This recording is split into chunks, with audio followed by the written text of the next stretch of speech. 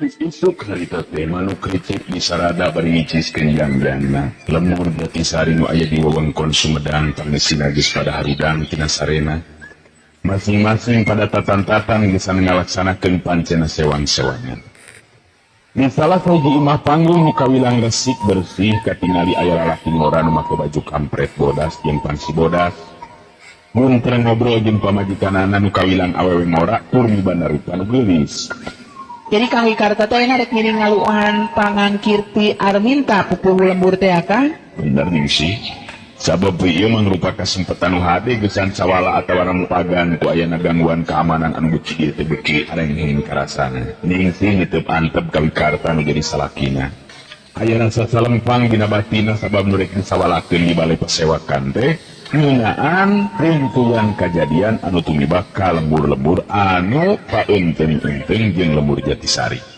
Ari cek abdi mah upami teh mah Ki Arminta nyuhunkeun tulung ka Kang Wikarta, omah ulah disanggupan Kang. Sabab berat tanggung jawabna geus ngajaga keamanan di eueuh lemburan teh. Wikarta imut nyandung harti ka pamajikanana. Sikapna tetep tenang ngandakeun pribadi anu memang boga kapercayaan kana keampuhan dirina sorangan. Ingsi di ieu lemburan pasatna diri akan nu dianggap bisa jeung mampu ngajaga keamanan. Sabab pikeun ieu lembur diri akan teh salaku pupuhu hiji paburon silat. Anu tangtu kudu bisa nyumbangkeun tanaga jeung pikiran dina mangsana ieu lembur ka anca bahaya. Wikarta negerakeun eusi hatena kana jadi pamajikan. Nanging sing emut Kang, upami dugikeun ka aya kajadian naon-naon sedengkeun Darman anak urang apanan masih kene tacan dewasa Kang. Ieu kedah janten bahan tinimbangan Kang. Aing nyabet asa kaingetan Kang teh. Kamana budak teh beuteung katingali geuningan? Pugu biasa budak teh isuk-isuk kene geus init ngarit danya apisan geuningan boga domba hiji oge. Nya kitu eta mending sih.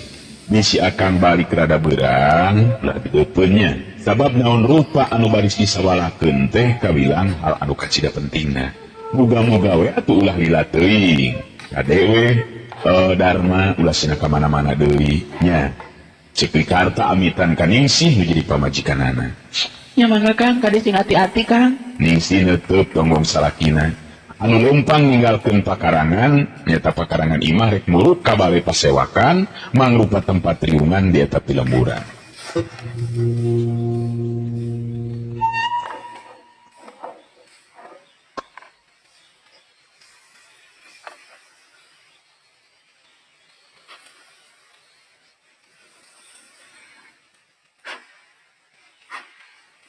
Waktu tepi ka balai pasewakan kedatangan Wikarta dibagiakeun ku sakabeh nu aya di dinya.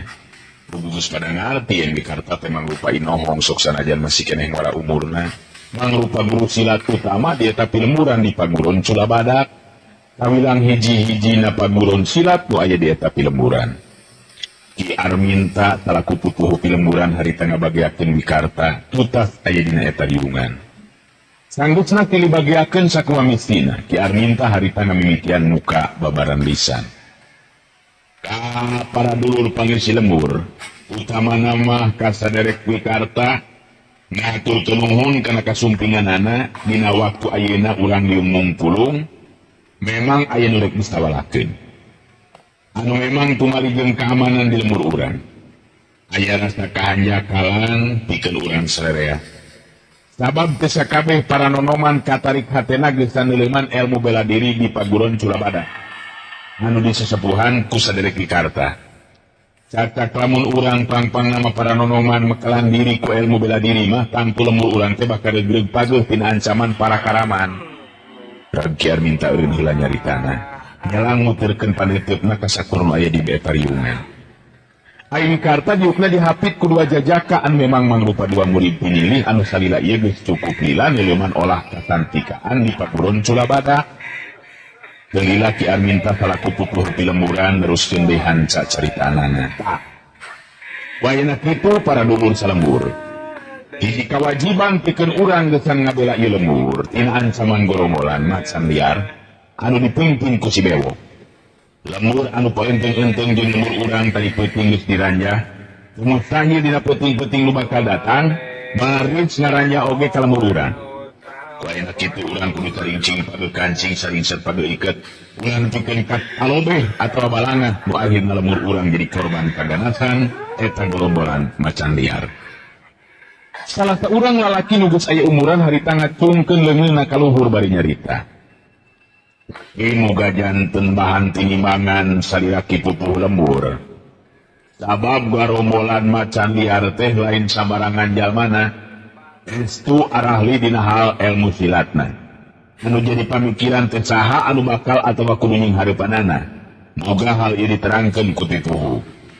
Ki Arminta ngareret sakedeung kalabah wikarta anu tembong sikepna tetep tenang.